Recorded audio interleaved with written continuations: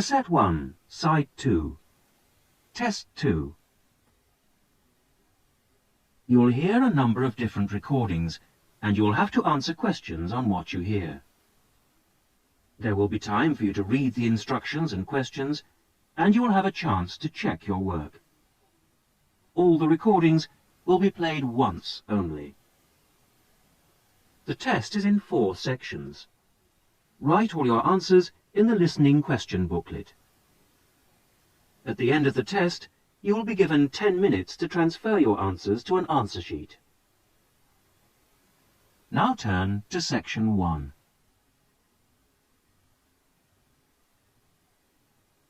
Section 1. You will hear a conversation between the receptionist of a language school and a student who has just arrived for the first morning of his English course. First, you have some time to look at questions 1 to 5.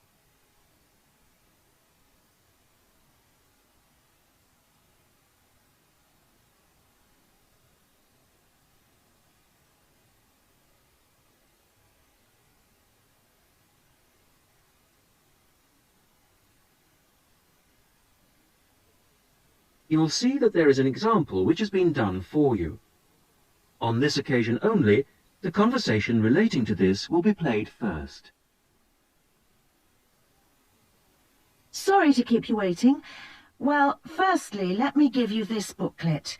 It tells you a bit more about the school, the courses and the social activities we offer.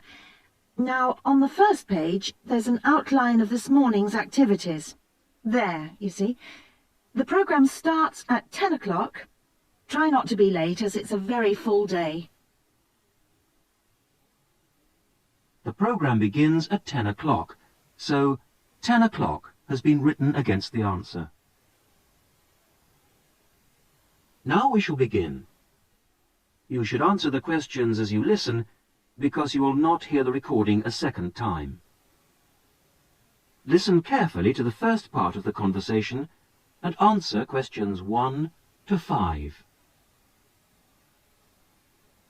Sorry to keep you waiting. Well, firstly, let me give you this booklet. It tells you a bit more about the school, the courses and the social activities we offer. Now, on the first page, there's an outline of this morning's activities. There, you see. The programme starts at 10 o'clock. Try not to be late, as it's a very full day. At 10 o'clock, all the new students will gather in the main hall to meet the principal and the rest of the staff. In fact, you spend most of the morning in the main hall. Where's that? I'll show you in a minute. Just let me quickly run through this morning's events first, and then I'll explain how to get there. Yes, okay. Right, where were we? Yes, so the principal's talk will last about 15 minutes, and then the director of studies will talk to you for half an hour about the courses and the different requirements for each. After that, the student advisor will tell you about the various services and activities we offer to students. Any questions? So, all of this is in the main hall? That's right. And then you'll go next door to classroom 5 at 11 o'clock. What happens there? You'll have a test. Test? I don't like the sound of that.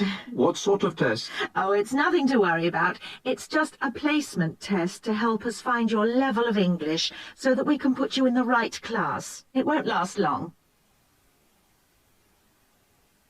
You now have some time to read questions 6 to 10.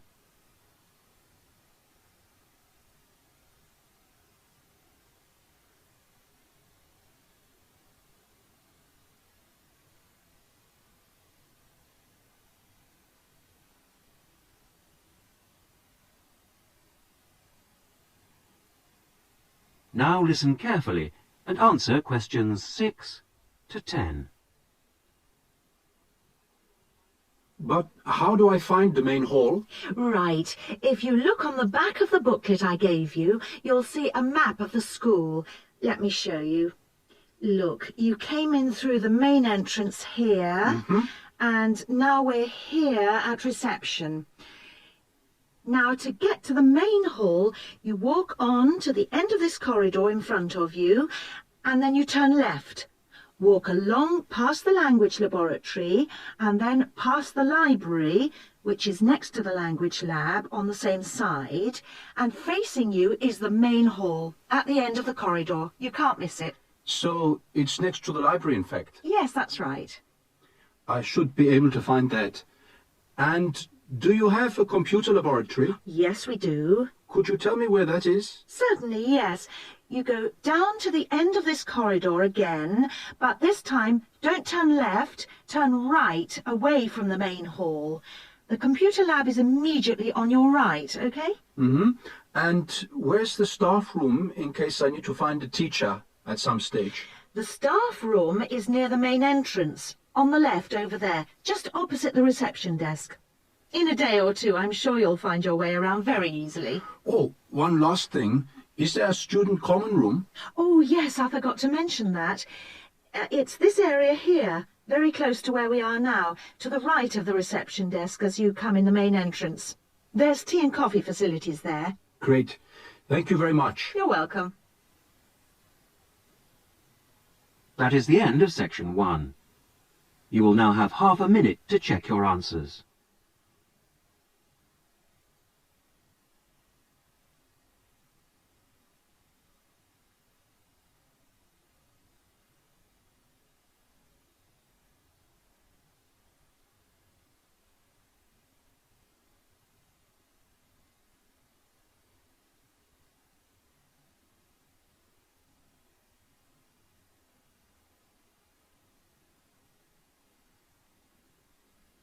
Now turn to section 2.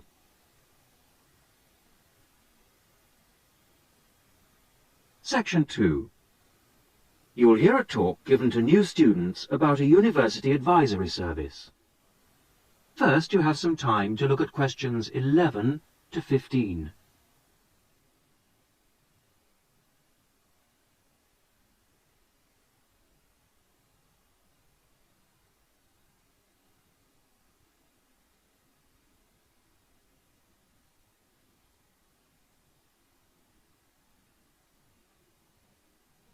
Now listen carefully to the first part of the talk and answer questions 11 to 15. Hello, everybody, and welcome to this informal meeting about the University Helpline. The Helpline was set up 10 years ago by the Students' Union, and it aims to provide new students to the university with a service that they can use if they need information about practical areas of student life that they're unfamiliar with.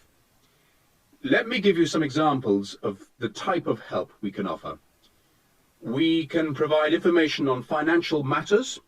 For example, you may feel that your grant is insufficient to see you through college life, or you may have some queries regarding the fees you're paying if you're an overseas student. In both cases, the helpline would be able to go through things with you and see what the outcome might be. Another area we can help with is what we generally term the domestic area. Things such as childcare and the availability of nursery provision, for example, come under this. Then there's academic issues that may arise while you're in the early stages of your course that you may not know what to do about. You may wish to know more about essay deadlines, for example, or how to use the library. There are all kinds of questions you will find yourself asking and not knowing where to get quick answers from. The helpline would be able to provide these. The last example I've given here is simply termed social.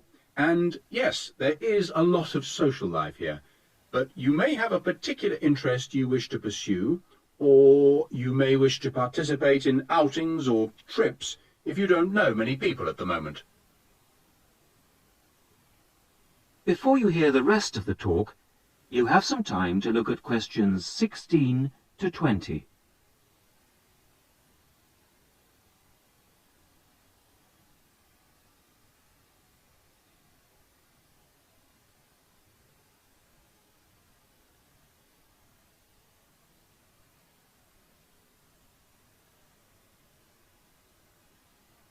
Now listen and answer questions 16 to 20.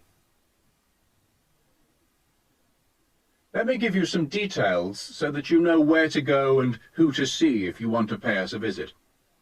Generally, you'll see our helpline officer, Jackie Kouachi. That's Kouachi. Jackie is a full-time employee of the Student Union, and she works in the Student Welfare Office. That's the office that deals with all matters related to student welfare, and it's located at 13 Marshall Road. I have some maps here for those of you who haven't been there yet. If you wish to ring the office, the number is 326-9940. That's 326-9940. The office is open between 9:30 and 6 o'clock on weekdays and from 10 to 4 on Saturdays. And there'll be somebody there, usually Jackie or myself, between those times. If you want to make an appointment, you can phone or call at the office in person. Please note that it may not be possible for anyone to see you straight away, particularly if it's a busy time, lunchtime for example, and you may have to go on the waiting list and then come back later. Well, enough from me. Any questions? That is the end of section 2. You will now have half a minute to check your answers.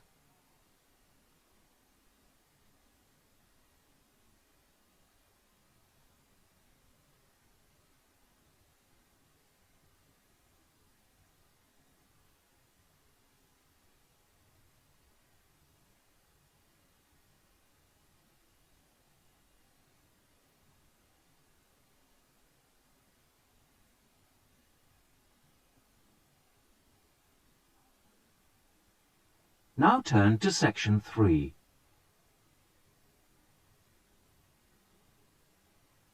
Section 3.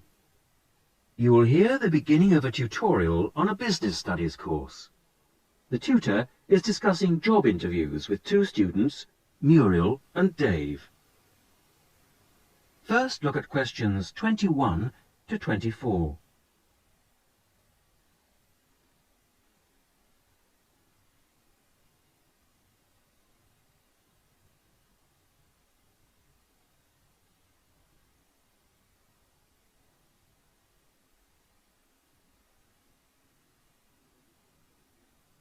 Now listen carefully and answer questions 21 to 24. Good morning. Good morning. Morning. So, we've looked at various aspects of staff selection this term, and I think by now you should be beginning to see how much more there is to it than just putting applicants through a short interview or asking the right questions. Yeah. So, I think you should be ready for today's tutorial on matching the person to the job. We're going to talk today about the importance of choosing that all-round right person. Right, so we have to put ourselves into the role of the manager or supervisor. Yes, and then we're going to imagine how different applicants would fit into the team or group they have to work with. We'll look at some examples later. It's just theoretical at the moment. Yes. The point is, you can select someone, even a friend, who has all the right qualifications, degrees, certificates, whatever. You can also check that they have a lot of experience, that they've done the sort of tasks that you want them to do in your office already, in a similar environment. But if they start work, and you realise that they just don't get along with everybody else, that, say, they've got sharply contrasting views on how something will work, well, with the best will in the world, you may be backing a loser. Wouldn't it be just a question of company training, though? Not always, particularly in a team situation. And I think it's important to think in terms of that type of working environment. People have to have faith in each other's ability to carry out the task their boss has set them. They have to trust that everyone will do their part of the job. And you can't necessarily train people for this. But it's like trying to find out what someone's personality is like in a job interview. I mean, you just can't do that. Even if you try, you won't find out what they're really like until they actually start work. Well, in most interviews, you usually ask candidates questions about their hobbies and what they like doing in their spare time, that sort of thing. So, employers are already involved in the practice of, well, doing part of the task. But it doesn't tell you anything. It doesn't tell you if they're easygoing or hate smokers or whatever. Well, arguably it does give you a bit of information about an applicant's character. Now look at questions 25 to 30.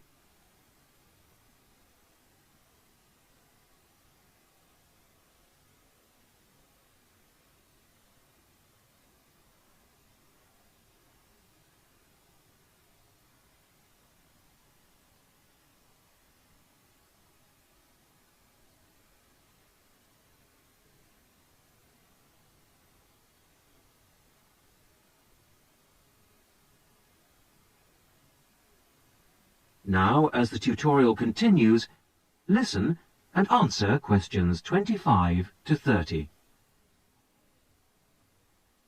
Well, arguably it does give you a bit of information about an applicant's character, but also more and more employers around the world are making use of what are called personality questionnaires to help them select new staff. And What's it called?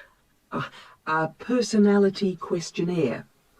They have to be filled out by the candidates sometime during the selection procedure, often just before an interview. The idea is actually quite old.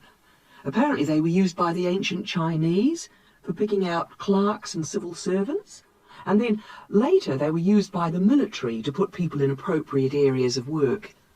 They've gained a lot of ground since then, and there are about 80,000 different tests available now, and almost 2/3 of the large employers use them. Which makes you think that there must be something in them. That's right. They ask the sort of questions that you might expect, like, do you like working under pressure, or are you good at keeping deadlines? And what if people can see through them and just write what they think the employer wants to see? Well, that's always a possibility. I mean, it's human nature to lie, isn't it? Well, that's the point. Apparently it isn't. These tests are compiled by experts, and they believe that the answers can provide a few simple indicators as to roughly the type of person that you are, that people will generally be truthful in that situation. And then you can go some way towards finding out whether someone's, say, forward-looking, a go-ahead type of person, or resistant to change. Yes, and there are all kinds of other methods. That is the end of section 3. You will now have half a minute to check your answers.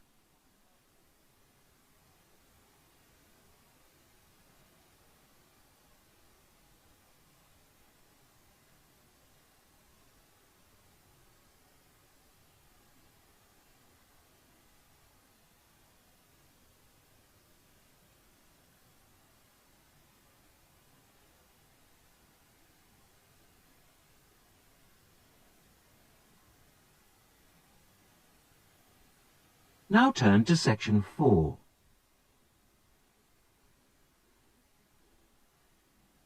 Section 4. You are going to hear a talk given by a student to a tutor and a group of fellow students in a seminar. First, you have some time to read questions 31 to 34.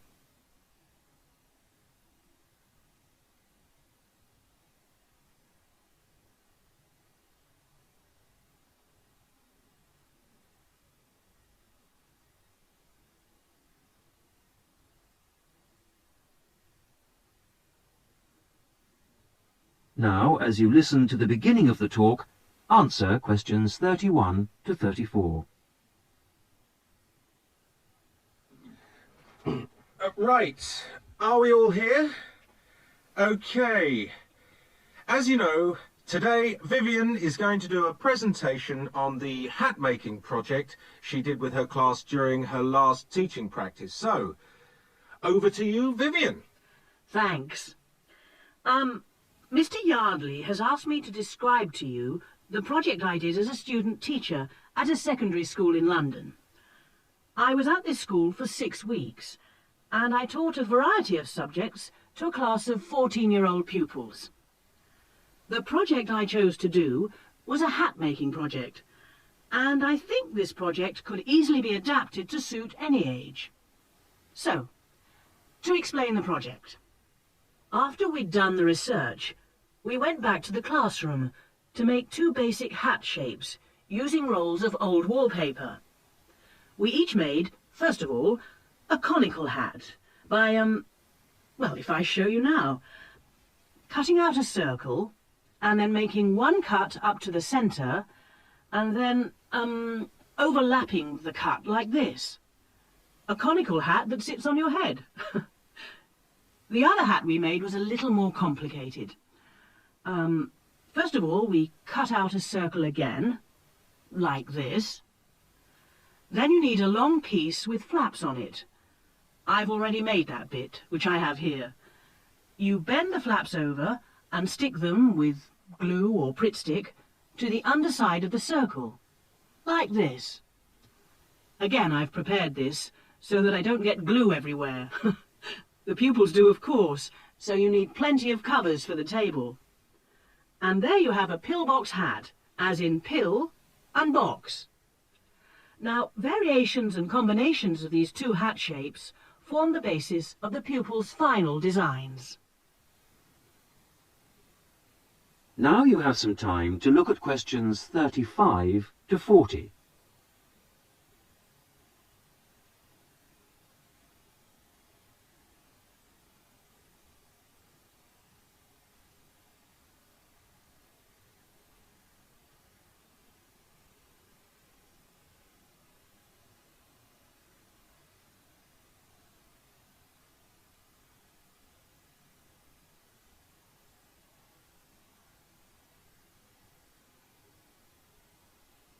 Now listen and answer questions 35 to 40. The next stage of the project was the design phase, and this involved, first of all, using their pages of research to draw a design of their hat on paper. That's the easy part. They then had to translate their 2-dimensional design into a form to fit their head. I encouraged them to make a small-scale, 3-dimensional hat first, so that they could experiment with how to achieve the form they required. And I imposed certain constraints on them to keep things simple. For example, they had to use paper, not card. Paper is more pliable and easier to handle. They also had to limit their colours to white, grey or brown shades of paper, which reflected the colours of the buildings they were using as a model for their hats. And they had to make sure their glue didn't show. Well, it was very enjoyable. And just to give you an idea of what they produced, I brought along 3 hats to show you. This one here is based on a circular stairway in an old building in London. It uses 3 pillbox hats, one on top of the other. This was designed by Teresa. Here's another one that has a simple strip going round the base of the hat, but has then gone on to add strips of paper that come out from the base and that meet at the top of the hat, rather like a crown, making a fairly tall hat. This was made by Muriel. And lastly, there's a combination of the pillbox or single strip around the base and then the conical hat shape on top to form a castle turret. This was made by Fabrice. And there are many more that I could have brought. Thank you, Vivian. That was most interesting. Now, what we can learn from this is that... That is the end of section 4. You will now have half a minute to check your answers.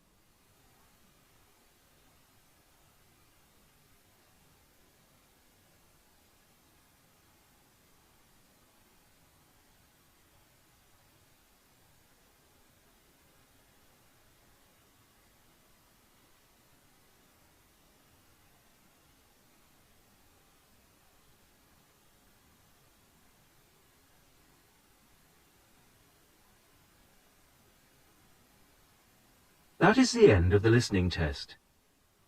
In the Ielts test, you would now have 10 minutes to transfer your answers to the listening answer sheet. That is the end of Side 2.